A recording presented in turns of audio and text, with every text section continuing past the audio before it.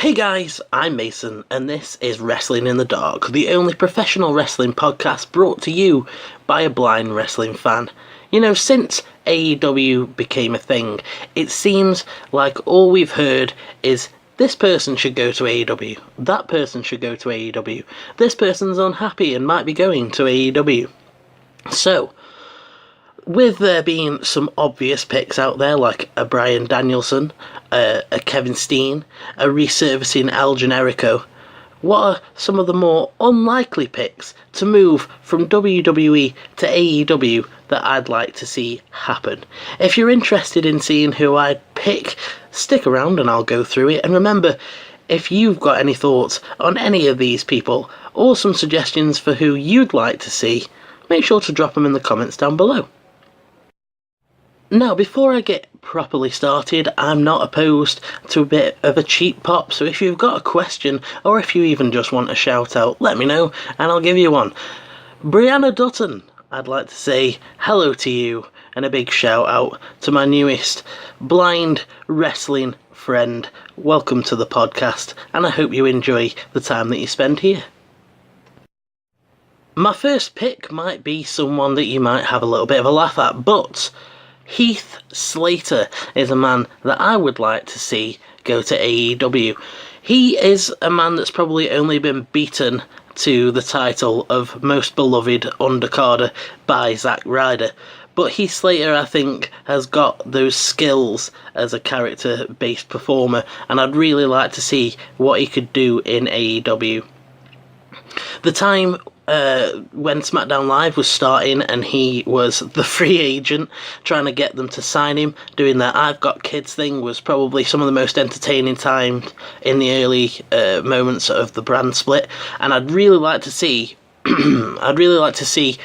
I've Got Kids done as a serious character, because I think that it could actually work really well with a bit of a serious edge. He'd come in and he'd be this hitman, this hired muscle that AEW wrestlers would pay to go and attack the people that they're feuding with. He'd be willing to do anything for a bit of money to provide a better life for his kids. Just a vicious little bastard that'll stop at nothing to get some money for his children. And I think that would be a pretty interesting way to go. They played it as a comedy thing, that I've Got Kids, man, and it was really funny and I did really enjoy it. But I also think that just a desperate father that knows that he's probably not good enough, but will stop at nothing and will sink to any lengths to make sure that his children's lives are better would be a really, really interesting angle for me, and I think that Heath Slater could actually pull it off.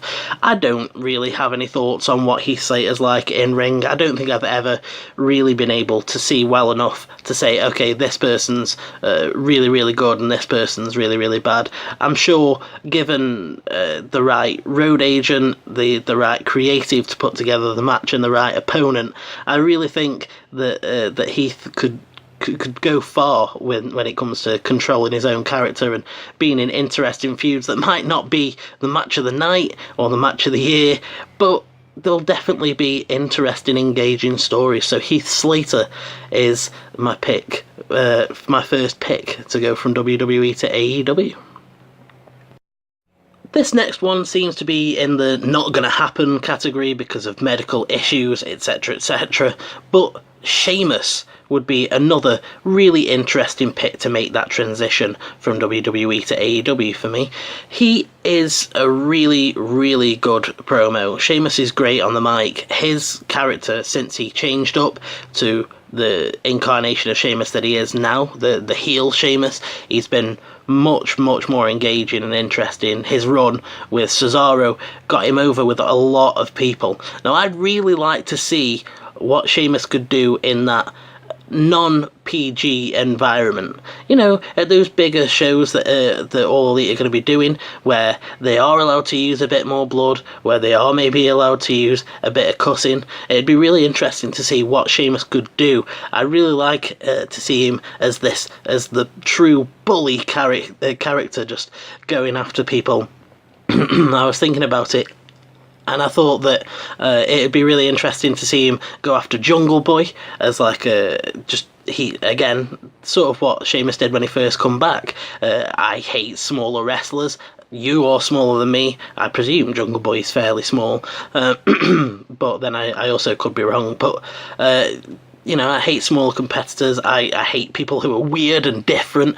And he goes after Jungle Boy, and then that would lead to Luchasaurus standing up for Jungle Boy, and then you'd get Sheamus versus Luchasaurus in what I assume would be some pretty hard-hitting action. And I think those type of things could be really, really interesting. Again, another sort of thing that you could do that would be somewhat similar to something that he's done before, but do it better, is say Sheamus is feuding with MJF and he steals MJF's car. Now obviously you don't have him do all the ridiculous little promos that he did when he stole Del Rio's car. He wouldn't have him eat a burrito and shit his pants in the car, because that just would kill all the drama and the seriousness of it. Whereas if it was an actual sort of Grand Theft Auto situation where he's actually stolen MJF's car, he's posting videos and updates of showing what he's doing as he's like driving around and just enjoying the car, wrecking it. I think that'd be pretty interesting to see. So I think that Sheamus with this heel bully, rough and tough, ready for a fight, like a real heel character would be interesting. It is a shame that it's in that not going to happen category, because honestly, it really would be someone that would be really, really interesting to me, and I think would get a lot of attention from other people, because I was going to say Cesaro, because Sheamus is really, really over with people, so it'd be interesting to see what he could do with that non-PG environment. So I really wanted a tag team to move over, but it was sort of hard to pick one when I was trying to go for the unlikely picks, because someone like the Usos or the Revival or Undisputed Era or the Viking Raiders / War Machine, whatever, they would all sort of be obvious picks, and I was sitting there and I was just like, who would I want? And I didn't want to go for maybe like a Ryder or Hawkins, because I feel like Ryder again is not that unlikely of a pick. I could definitely see him making the journey over to AEW at some point. So it was a really sort of tough decision for a little while, trying to think of what tag team I'd want, and I think that I've settled on the team of Bo Dallas and Curtis Axel, the B team, or the team that would be known as Taylor Rotunda and Joseph Hennig. I think that would be just a really, really interesting way to go. Look, AEW is really focused on... Cody wants to try and say that they want to kill the Attitude Era, but there's so many things that they've been doing to harken back to the history of wrestling, to give that WCW-esque feeling to AEW. And I think that taking in Bo and Axel, or Taylor and Joe, however you want to look at it, would be really, really interesting. They've both got the pedigree of being born into the business, and I don't think that we've seen enough from either of them. They've both gotten themselves over at separate points. Bo, as the Bo Leave character, especially down in NXT, was really, really popular, and Curtis Axel has, again, he's got himself over at varying points. Never truly hit not the atmosphere, I'm trying to think, he never really hit like the stratosphere of popularity, but he was still over, and especially when he was doing like the Axelmania type stuff into him in the Social Outcasts, he was the one that stood out then.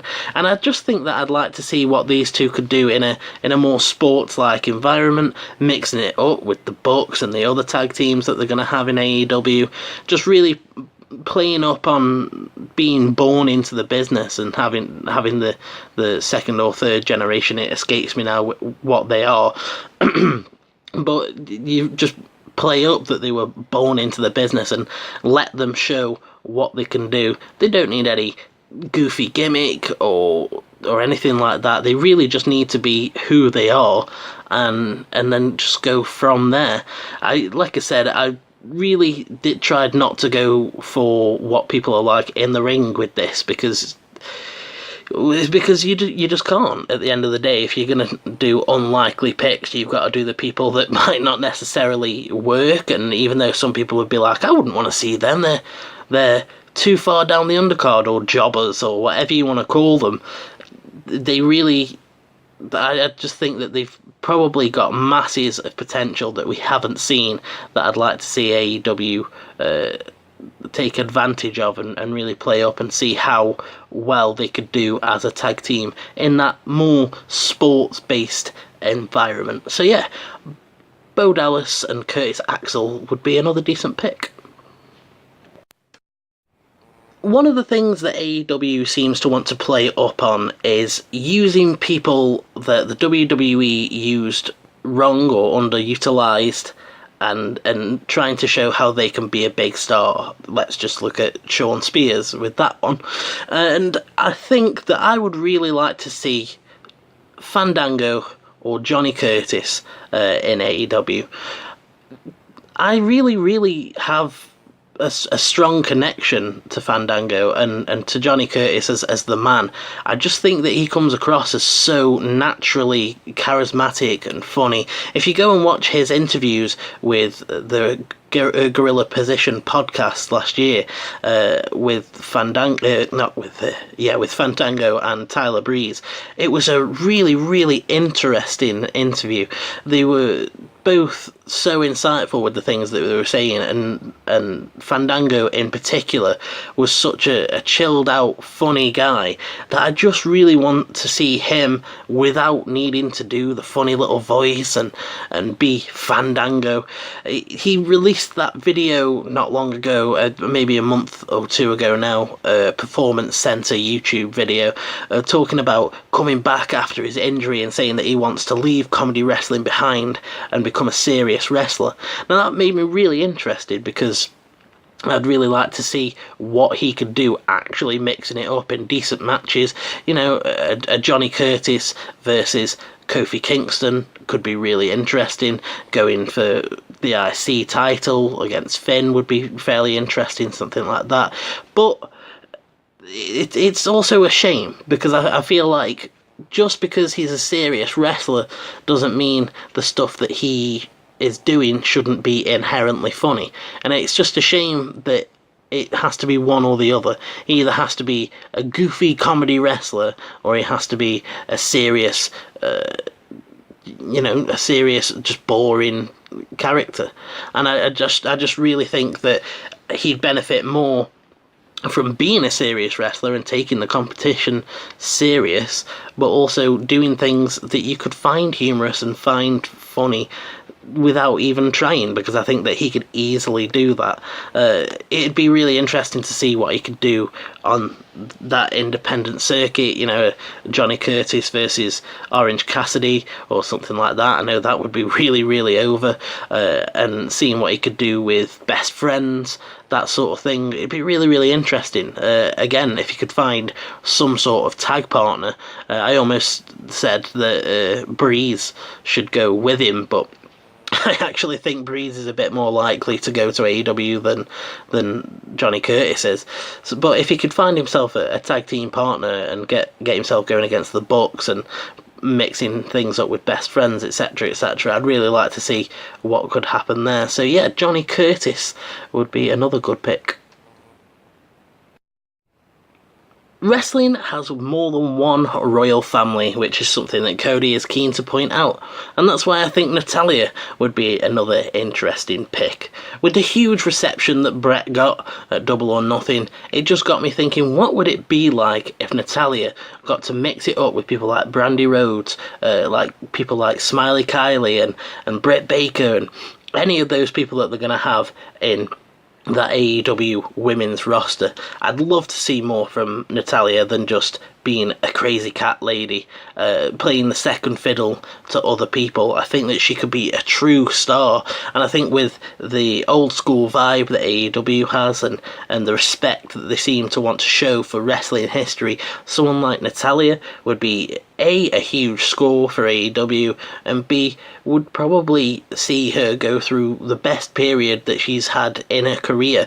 I'm sure that if she was to go there and they were to find a decent character for her and put her in some good feuds, I think she could have some really, really good matches. And it's just been such a long time since she got used for anything significant or interesting. It's been such a long time since she was in title contention, and that's one of the reasons why I went for Natalya, because going down this wrestling has more than one royal family route.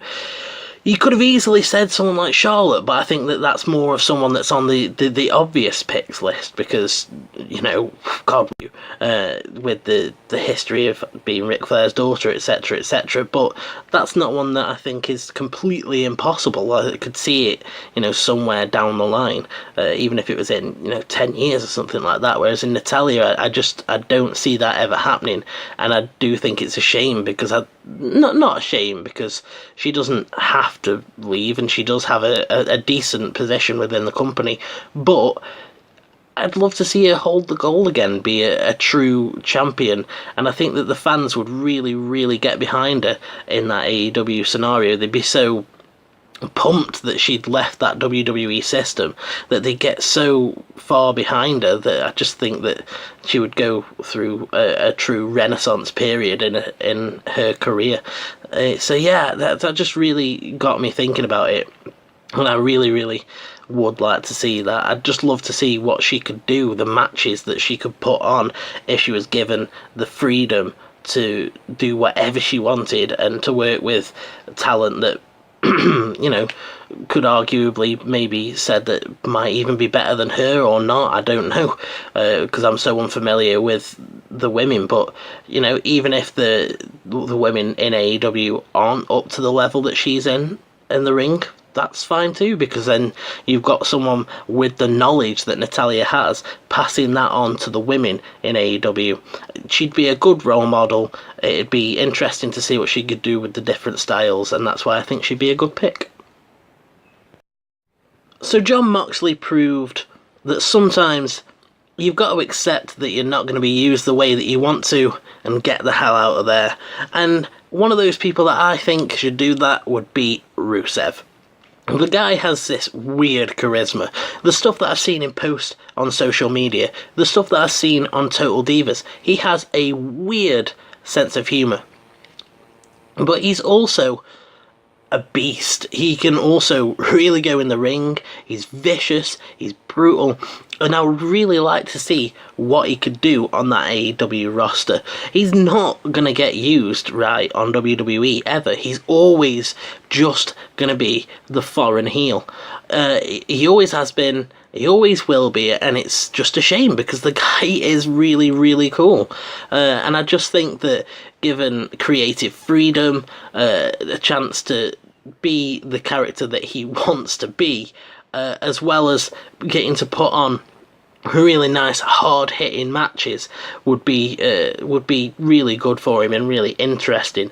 I wouldn't, I've tried to stay away from saying that they should face other WWE people when they go over there, but a Moxley feud would be really, really interesting to see what Rusev could do in that death match scenario.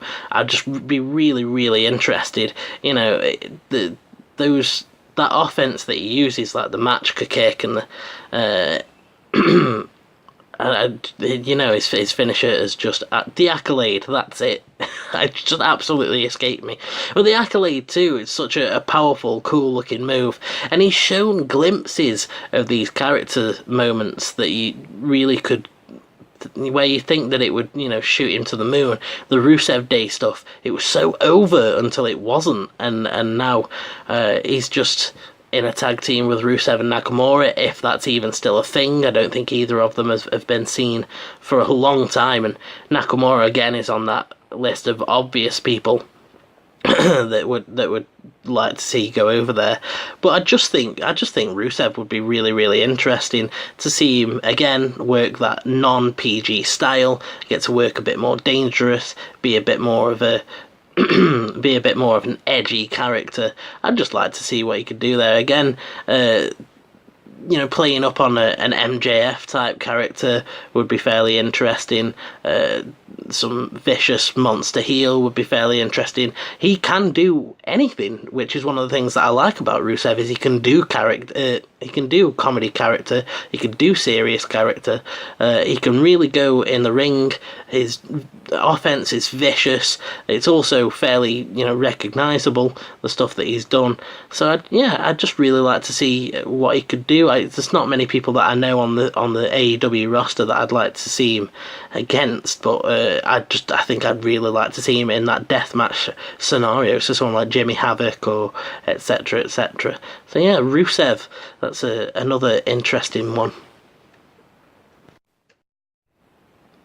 Becky Lynch got herself really, really over last year, and although she's still over now, I don't think that she's in that stratosphere of popularity that she was at late last year, early this year, and that's why I think that she'd be another good pick.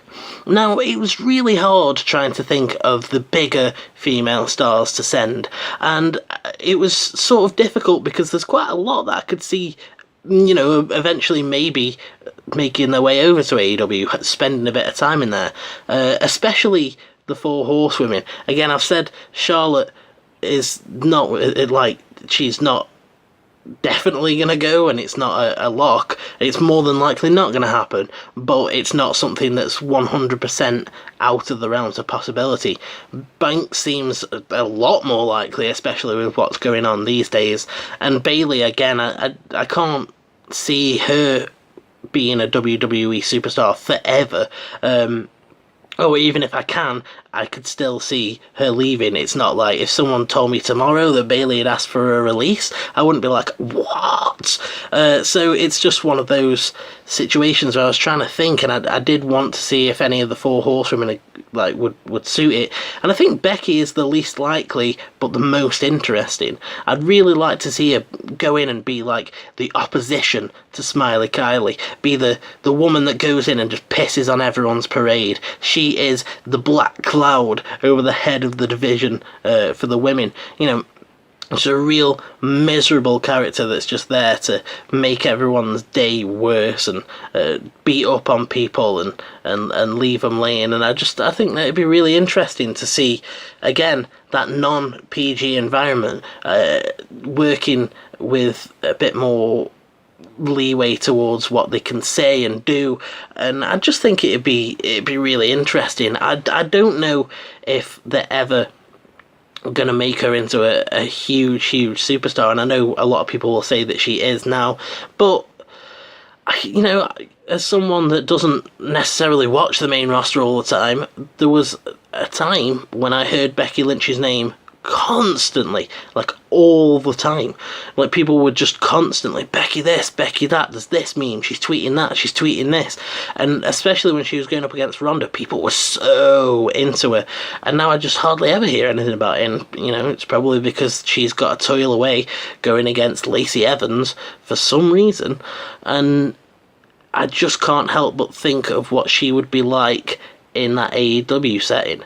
Again, going up against those women that they've got in the AEW roster, like the Britt Bakers, the Nyla Roses, the Smiley Kylies. It'd just be a really interesting change for her, and I think that they could probably, although they wouldn't be able to call her the man or whatever, I think that she could embody that character so much more in the looser, more edgy style that AEW seems to want to employ.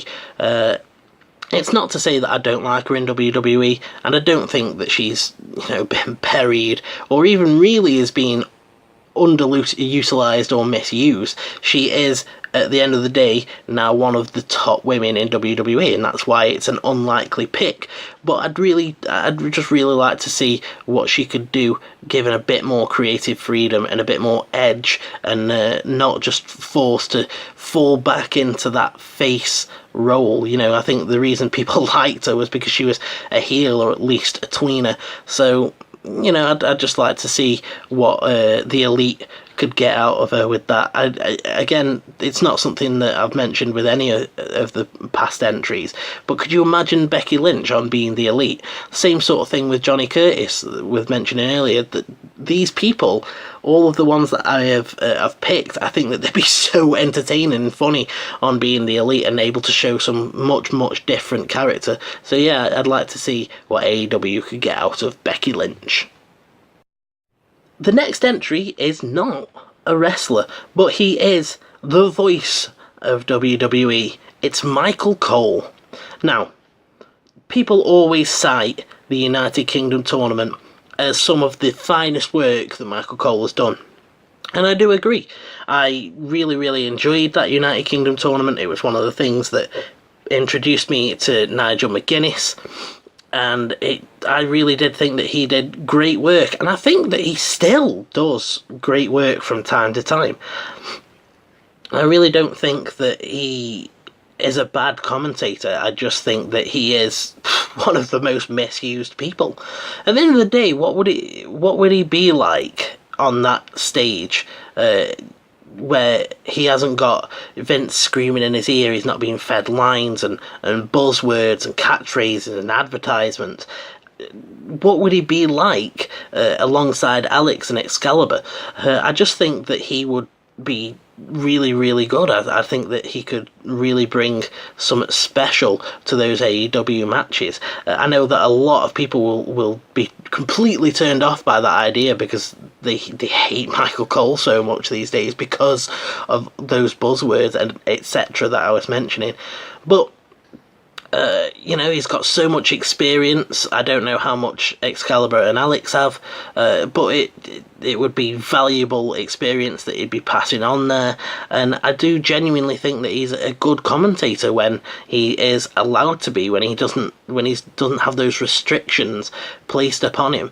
I would love to see how he would have called that Cody Dustin match as opposed to JR. I'd love to see how he would have reacted to Moxley, and just see how he would call, you know, any future matches. That Jericho Hangman match, imagine that with Michael Cole over it, but good Michael Cole. I just think that it'd be really cool, and a really different one. At the end of the day, if they're gonna get JR, then they may as well get a Michael Cole, especially with JR saying that one of the people he wants to bring in when his contract up is Jerry Lawler. And if people are willing to accept Jerry Lawler and say that he'll be good if he's not scripted and having Vince scream at him, which I'm not 100% convinced that he would, because at this point I don't know if Lawler even needs Vince in his ear. I think he just thinks like that these days, and maybe that'd be the case with Michael Cole. But that video where he tells Vince that he's seen it loads, and then Vince shouts at him down his headset, and you just hear him like, yes boss, yes boss. Like, maybe that gives me a little bit of hope that he does have that place inside of him that's like, oh Vince, I don't want to say this buzzword again. If I have to say wild card rule again, I am going to kill myself, Vince. Vince, I'm going to shoot myself in the head if I have to say the big dog again. Vince, I'm going to quit my job if I have to say the boss one more time. I just really think that given a free reign to call the match how he wanted to, and do that true play-by-play style and play off the other commentators, I think that it'd be a really insightful and entertaining aspect to it, and I just really like to see it happen. So Michael Cole is a non-wrestler pick. The Miz would be another interesting pick. Now, Miz is so much of a WWE guy. He likes being the A-lister. He likes being in the movies, which WWE allows him the opportunity to do. But I'd just love to see what he could do with that, with the people from the Elite. Imagine The Miz going up against Kenny Omega, who's, supposed to be notoriously good on the mic and a really wholesome face character that people get behind. I'd just love to see what Mike Mizanin could do, because he's really turned it around in the last few years, really since that Talking Smack incident with Daniel Bryan. He's really just gone on this path to the point where people now respect him. People want to see him, and actually, his face run has been, somewhat successful. People have actually gotten behind him. And in my opinion, in the WWE, there's not many people that can touch The Miz on the mic, if anyone. He is a truly good promo, and I'd really like to see what he could do against some different opponents. It'd be really fun having him play up how much softer his style is than everyone else's, or maybe even going for a more reckless style to play up on the fact that Bryan was wrong about him. It'd be really fun having him go, to try and embarrass people and prove that, it's not that hard. Wrestling isn't that hard. Obviously I don't think that, but it'd be a fun character thing for Miz of, you indie darlings, I'm sick of you. You're always making it sound like putting on a good wrestling match is really hard. I'm here to prove that I'm better than you guys and I can hang with you. And it'd be sort of interesting trying to see him actually hang and not going down the route of him being a chicken shit heel, being actually trying to be good and trying to actually put on a good match. And even if he can't keep up with whoever he's in the ring with, he could earn their respect. I think that you'd have to make him a tweener. I don't think that I'd want to bring him in as a full face. I don't think I'd want to bring him in as a full heel either. I just think that you need to bring him in as a sort of tweener and just let him do his thing on the mic. The best thing about The Miz, in my opinion, is that you can really have him tailor what he says to his opponent. I think he's really good at the trash talk, and like I said, just against someone like Kenny Omega would be really, really interesting, and I'd like to see what they could get out of him, what different character things they would have for him. The Miz on being the Elite would be really, really entertaining. That'd be definitely something that'd make me want what he's done so far, and it'd be a completely unexpected one. Like, no one, if the Miz asked for his release tomorrow, it would be all over wrestling news. It would be the most talked about thing on the dirt sheets all week. And I just really think that it'd be a huge score for AEW and a really good chance for Miz to show that he's not just a WWE guy. He's not just a sports entertainer, that he can actually be a wrestler. So yeah, The Miz would be another good one. Another name that I'd really like to see would be Shayna Baszler.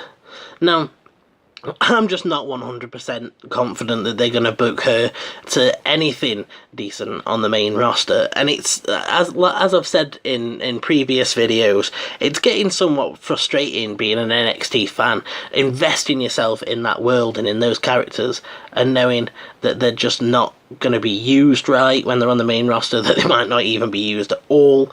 And I just think that Shayna Baszler could be the female equivalent of Brock Lesnar, and by that I don't mean not giving a shit about wrestling and making everything really, really boring every time he's on screen. No, I think Shayna could be the Beast. I think she could be the storm, the oncoming storm that is coming to drown everyone and just overwhelm everyone. I just think it'd be really interesting. One of the great things about her is that she doesn't have a complicated gimmick.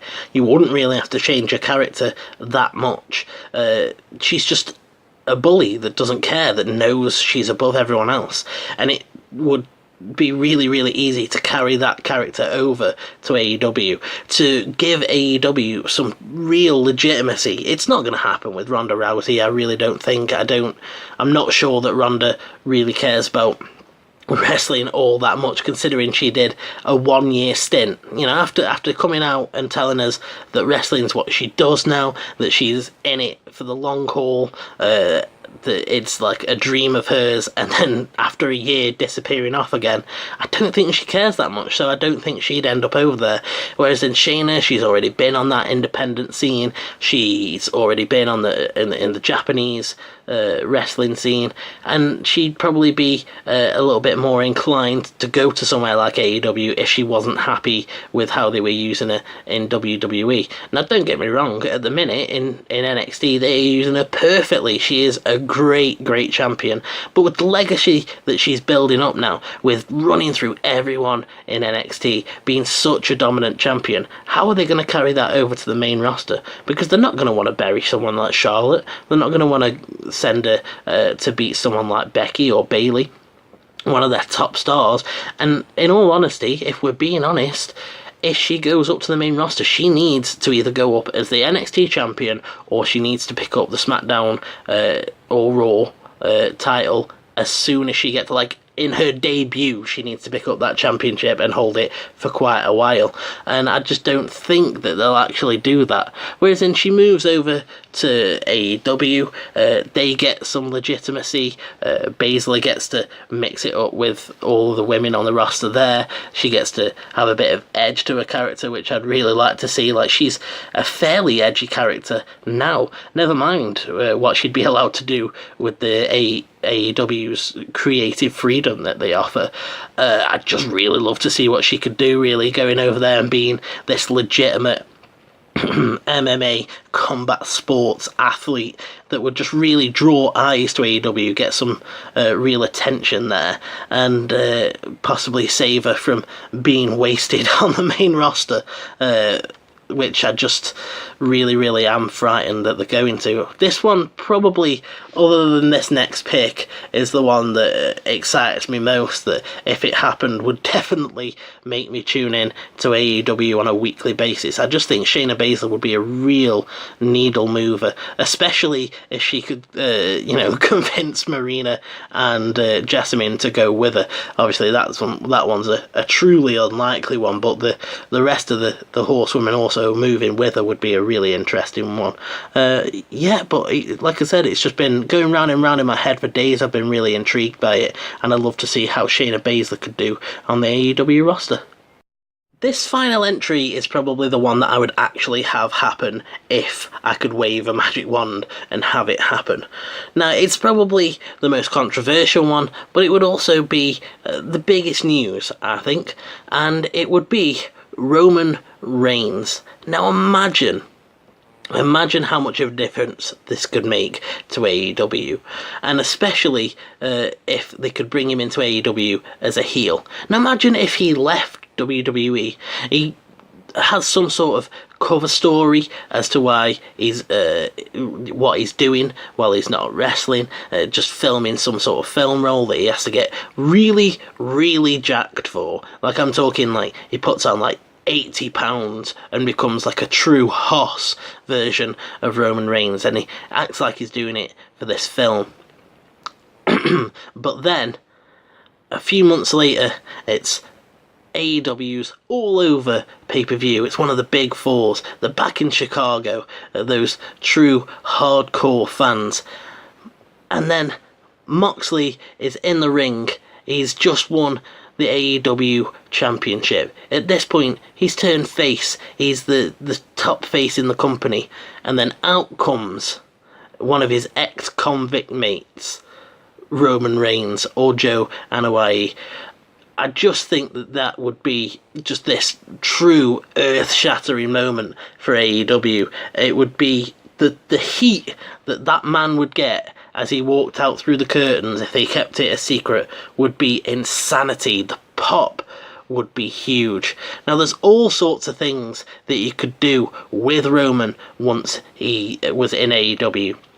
You could be constantly trying to remind Moxley of a life that he tried to leave behind. You really play up on the fact that he is one of one of Moxley's ex-prison inmate friends, or and someone that he's really tried to leave behind. In the weeks before Reigns debuts, you could have letters being sent to Ambrose that he getting letters sent to Moxley that he seems perturbed by and he doesn't want to read, and he's trying to ignore them. And when he eventually wins the championship and Reigns comes out, this new super jacked version of Reigns with the long pants or trousers, steel toe cap boots, drop the vest, no shirt anymore, completely shirtless, maybe with the elbow pads, maybe not. True Hoss version of Reigns. He comes out and he's like, "You can't avoid me anymore, Dean," calls him by his prison name, and he spends the next couple of months running through all the ex-WWE guys. He goes against a Shawn Spears, against a Dustin, he takes on Pac, Cody, even takes on Jericho, and finally works his way up to Moxley. And as he's doing it, he's constantly reminded Moxley of this life that he tried to leave behind. There's a pooper scooper that he finds at some point, a little red wagon, just a hot dog car unattended in the parking lot, a pair of jeans and a wife beater. Just constant reminders of who Moxley used to be, that's slowly unhinging him more as the weeks go on, and he's getting more frustrated by it and more freaked out. And it'd just be really fun seeing Reigns try to having him no sell a lot of Moxley's violence, like when they eventually face each other and Moxley's trying to employ these deathmatch techniques. He's like staple gunning him, etc., etc. Reigns also almost no sells it because he's got this new super confident, chilled, unflinching attitude where he knows that he is the biggest dog, that no one's going to beat him. And when Moxley's giving him the staple gun, he just looks at him, like gives him like a seriously sort of look, like, and then just nails him with a right hand. It's this sort of, where I come from, death matches don't exist, your little toys can't hurt me, and just really being deliberate and slowing the pace down on Moxley. Mox is really having to try and take it to him with the violence and trying to stop him. I just think it'd be a really, really interesting sort of gimmick for Roman. I'd want him to have those big, powerful moves, start using chops, start using choke slams and clotheslines and power slams and spine busters. I had this mental image in my head of him using those chops and slowing his opponent down, driving the power out of him, and then between each of his moves he just walks to the next one. He's just really chilled about it, just really precise and slow, and just knows that he can take his time. And I had this mental image of him going up against Shawn Spears and locking up in the centre of the ring. They're doing the test of strength thing, and Reigns wins. He whips Spears over into the corner. Spears hits the turnbuckle, comes back. Reigns hits some big body shots, sends him back into the corner, hits some sort of pop-up spine buster and slams Spears so that he hits his back on the turnbuckle. Then he gets him up for a fireman's carry and gets the gut buster on him, and then he hits the ropes, and as Spears is getting back up, he nails him with a big boot with those completely mixed up there, with those steel toe cap boots. I think that would just be a really, really strong image for him. Imagine that. Spears he's just eaten a spine buster on the turnbuckle. He's just eaten that fireman's carry gut buster. He's slowly getting up to his feet, and then he just gets nailed with the big boot. Reigns puts his foot on his chest and gets the 1, 2, 3, and it'd just be that powerful, unstoppable, unflinching monster heel that I think could really, really get some heat by sort of implying that he liked it. in prison, quote unquote. You know, that's where he thrived. He was the big dog. I know they couldn't say that, but you know, he was top dog when he was in prison. Him and Ambrose were running buddies, and he's come to reclaim his debt. He's come to reclaim this new place as his own yard. You know, and it'd just be, I think that it'd be a really, really interesting thing of playing him up as the heel that the AEW fans would see him as, and just let him completely reinvent himself and show that if he's used properly, that he's a really charismatic and strong in-ring competitor that could put on some really, really good matches, that could have some really good feuds, and could do some really, really interesting character stuff if they gave him the freedom to. So that's the final pick. It's the one, like I said, that I would wave my magic wand and make happen. It's super jacked Roman Reigns to AEW. So those were my unlikely picks that I'd like to see move from WWE to AEW. It was going round and round in my head for most of last week, to be honest. I can't remember who it even was now, but someone said something about someone going to AEW, and I was like, you know what? I want to make a video about the unlikely people that it would never happen with, but I actually think they could get something interesting out of them. So what did you think of the picks, and who would you pick to move from WWE to AEW? Try and make it an unlikely pick if you can. If you have any thoughts on either of those, make sure to drop them in the comments down below. And if you want to keep up to date with WITD and never miss an episode, hit that subscribe button and the notify bell, and don't leave yourself out in the cold. Right guys, I'm off, and you should have a good one.